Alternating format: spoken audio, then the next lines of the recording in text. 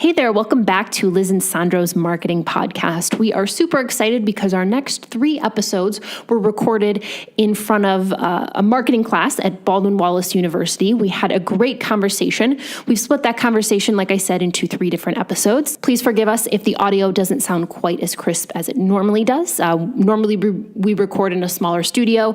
This was in an amphitheater-style classroom setting. The space was a little bit bigger, so we weren't thrilled with how the audio came out, but we think you'll enjoy the content either way. And just a quick shout out to Diana Chit Tester. She let us use her equipment for this event, and the audio problems are through no fault of her equipment, which is pretty fantastic. We'll have a link to her and her music. She's a wonderful musician in our show notes. And now on to the episode. Welcome back to Liz and Sandro's Marketing Podcast. We are the podcast that helps your small business grow through all things digital marketing, including email marketing, social media, web design, SEO, and so much more. Today we are live from Baldwin Wallace University in Berea, Ohio. We are here at the invitation of marketing professor Timothy Marshall. Is it Timothy or Tim? Tim. Whom we should have on as a guest at some point, which we will. And also because I am an alum, I graduated from here back in 1995 when we were talking about billboards and a few professors were dipping their toes into this great new thing called email. Today we are recording in front of the content marketing class here at BW, and our episode is on capitalizing on Instagram for the holidays. Yes, we have an episode on general holiday marketing tips that I think still ranks as one of our best episodes, right? Yeah. So we thought, hey, let's do Instagram because it's hot right now and we're approaching the holidays. We are 33 days from Thanksgiving and 67 days from Christmas at the time, as of today. For small businesses, I still think that's time to put together a basic campaign to test. I did want to point out that right now, mid-October, Dyson is rolling out a new product that they know is going to be hot for the holiday season. Dyson, a lot of people think of the vacuum company, but they are getting more and more into consumer products. I think a couple years ago they released the hairdryer, and this year they have released the Airwave. So ladies, this is big. I think it just got released last Friday. They did a big press conference, and I'm starting to see all the YouTube videos come through. Most of them are paid promotion right now, so I am treading lightly. I really want to see how good this product is going to be. What is Airwave? So the Airwave it uses, again, all of the spinning air suction to style your hair with minimal heat and air instead of like a hot plate, like a flat iron or a curling iron. It uses more gentle air and heat to style. It's legit. I'm super excited. But my point in telling you all of this is, it's mid-October. Dyson is rolling this out now for the holiday season. This is going to be their big product. Obviously, the product itself has been in development for years. A lot has gone into the promotion of this. And my point in all of this is saying, plan your holiday campaigns as early as possible. Again, if you're a small business, we're just about a month away from Thanksgiving. I think you have time to put something together quickly to test, and that's what we want to talk about today. So, couple quick tips. Anything else about Instagram before we get into the tips? We're over 1 billion people monthly average users, correct? Yes. We crossed that in June, so it's definitely a place to be and seems to be more popular.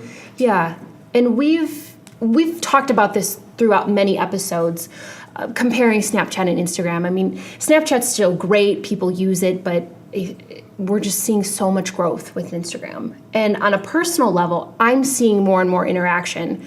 I don't have a business account on Instagram, actually, it's just a personal account, but I'm posting and suddenly I'm seeing all these comments. Like I think people are really getting comfortable with it and using it a lot more. So let's jump into the tips. We've got 3. The first one focuses on the tools available within the Facebook ad platform. And I do want to point out, by the way, people still ask me this. They're like, oh, does Facebook own Instagram? And I'm like, yes, that's why it's so big. That's why it's so important, because the Facebook ad platform is so robust. You can do so much with it. And one of the big things is the lookalike audience. So just as a reminder, the lookalike audience is it's like a hidden gem within Facebook. It involves taking your email subscriber list, which we've mentioned on the podcast, is your biggest marketing asset, having a really strong email subscriber list, taking that, uploading it into Facebook allows you to first create what's called the audience. thank you, the custom audience. So that's just your subscribers. You can serve them ads, you can do a lot with just the custom audience. But then you can use Facebook's creepiness and their algorithm, and they look at your custom audience and they kind of mirror it.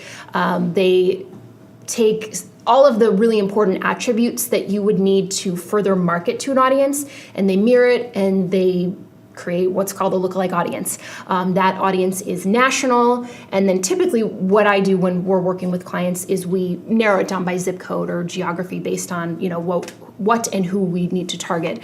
But yeah, taking your customer list or your best customers and creating a mirror audience is going to be a great way to target on both Facebook and Instagram. You can reach people who are probably going to be interested in your product. You can also create a lookalike audience based on how many the people that like your page or even like your competitor's page.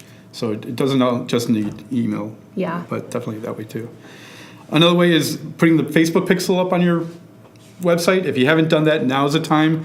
The pixel tracks people that come to your website over at least 6 months, and you can retarget to them. You can use that to track conversions. You can track who's put something in a shopping basket and not checked out, when you go to a different website, and suddenly the thing you were looking at is suddenly on that other website.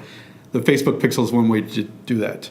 And also to track people purchasing and conversions and create an audience based on those people that have come to your website. So use a pixel.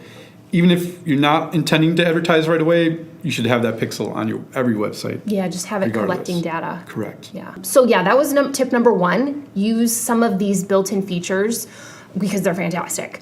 Tip number 2 involves good creative content. And I am going to suggest something with motion, something with movement, whether it's, just a quick GIF or a video. Thinking about myself as I'm scrolling through Instagram, the ads that capture my attention best have some animation, they have some motion. So video, I really think that's where it's at. I stop every once in a while on a static ad, but I really think that if you're going to succeed on Instagram, you do need some movement, and that could involve investing in some really good video. It could be as simple as using a tool like we've tested out. We talked about Lumen 5. We've talked about Ripple. That's right. So the first episode we recorded was testing mobile video apps. Correct. Ripple and Quick.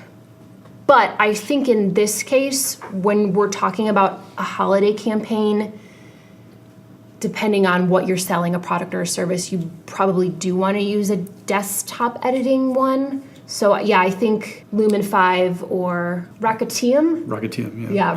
Yeah, So I did a comparison of Lumen 5 and Rakutium, and I do make a distinction that these are kind of dip your toes in the water type tools. If you are at a point where you can bring in a videographer and have them use, what would it be, iMovie?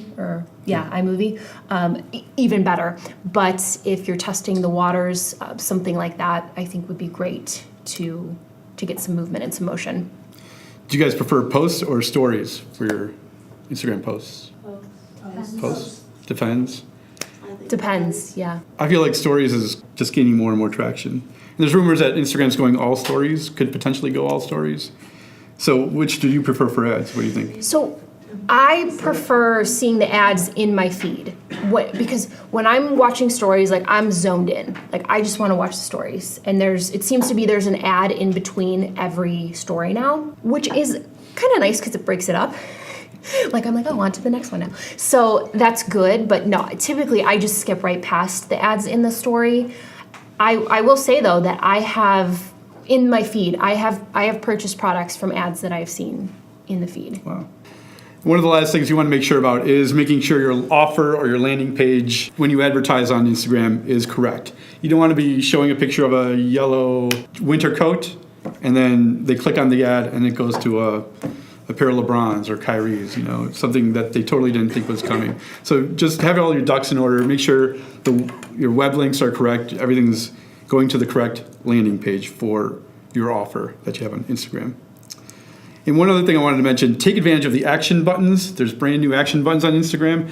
If you use Resy for your reservations or Eventbrite for your events or Yelp reservations, yeah. There's about 25 different websites, third-party websites that work with Instagram now, that there's a simple one button that is free that you can link to your Instagram business account.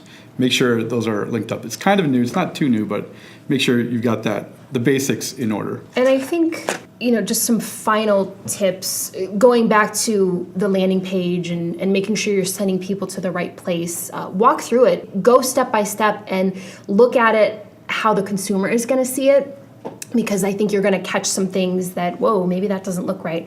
It irks me in the Facebook ad platform. Sometimes it's just hard to see what the consumer is going to see. So yeah, just walk through it as much as you can. Get second opinions. Get the opinion of your intern, your agency, your consultant, whoever you're working with. I think that's really important. And remember that, yeah, we are 67 days from Christmas, so maybe you're throwing together a quick test campaign at this point, but I never think any marketing campaign is a waste, because you always learn something. You're gonna be collecting data, through the Facebook pixel. You're gonna see, wow, our click-through rate was way lower than we thought it would be, or we just didn't generate as much sales as we thought. And that's okay. That's really good info to take and absorb and learn from and apply to future campaigns. So. And by testing, you mean different images? Like, for the melting pot, we had 3 logos, a red one, a white one, and a black one. For some reason, the red one got 10 times more conversions than the red or the white one, so we just stopped those and went with the black. I wasn't thinking about split testing anything per se. I just meant, in general, put a campaign out there. See what happens.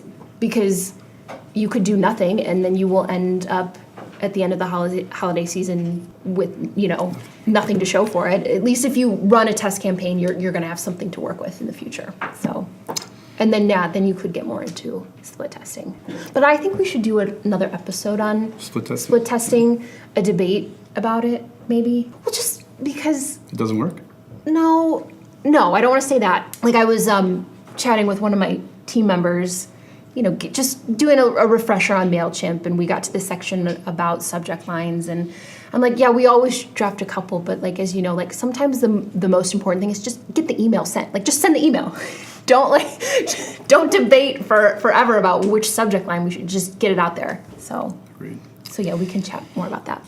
Well, thank you for joining us, and thanks for everyone for being part of our show today. You will find us on Instagram, Twitter, and Facebook. And if you have a question, send us an email. We'll give you a shout out and a link back to your website, which links back to your websites are very important for SEO. You'll find us where you find your favorite podcasts. We are on Spotify now, iTunes, and Google Podcasts. Thanks again for joining us, and we'll see you next time. Thanks, guys. 2 times.